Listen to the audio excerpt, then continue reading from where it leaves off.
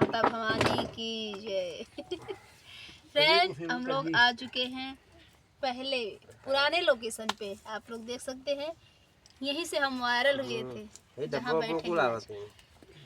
तो आज हम लोग प्यारा सा गीत सुना रहे हैं, कैसे लगेगा कमेंट बॉक्स में बताइएगा। इस समय हम मौजूद हैं अपने मायके में और हम लोग सुना रहे हैं नाच गीत। हाँ, भक्ति नाच गीत है, बहुत ही सुंदर प्यारा सा। तो आप लोग सपोर्ट करिएगा। सीता सोचै अपने मनवा मुंदरी कहवा से गिरी। सीता सोचै अपने मनवा मुंदरी कहवा से गिरी।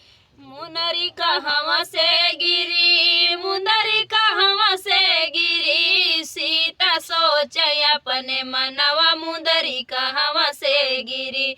सीता सोचै अपने मनवा मुंदरी कहवा से गिरी। कुछ खुशी भाई कुछ अकुलानी करई लागी रुदनवा हो, करई लागी रुदनवा। मुंदरी है श्री रामचंद्र के मिला सही पहचानवा। कवने विधि से भाई आवानवा मुंदरी कहवा से गिरी। कवने विधि से भाई आवानवा मुंदरी कहवा से गिरी। सीता सोचै अपने मनवा मुंदरी कहवा से गिरी। सीता सोचै अपने मनवा मुंदरी कहवा से गिरी। जे केहू होई वृक्ष के ऊपर आई के होई समनवा हो, आई के होई समनवा। केही प्रकार से आई अंगूठी हित है या दुश्मनवा। आई के हमसे करई मिलनवा मुंदरी कहवा से गिरी। आई के हमसे करई मिलनवा मुंदरी कहवा से गिरी। सीता सोचै अपने मनवा मुंदरी कहवा से गिरी। सीता सोचै अपने मनवा मुंदरी कहवा से गिरी। ना केहू जीत सके रघुराज से, ना रच सके रचनवा हो, ना रच सके रचनवा।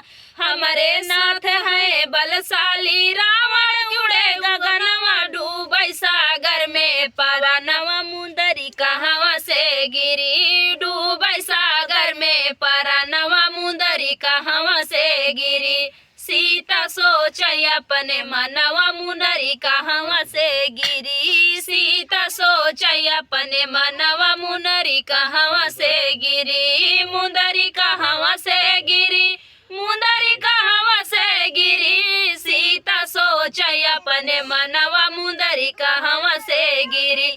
सीता सोचै अपने मनवा मुंदरी कहवा से गिरी। तो फ्रेंड, था भक्ति नाच गीत। आप लोग को कैसा लगा कमेंट बॉक्स बताना। फिर मिलते किसी नए गाने से, तब तक के लिए बाय बाय दोस्तों।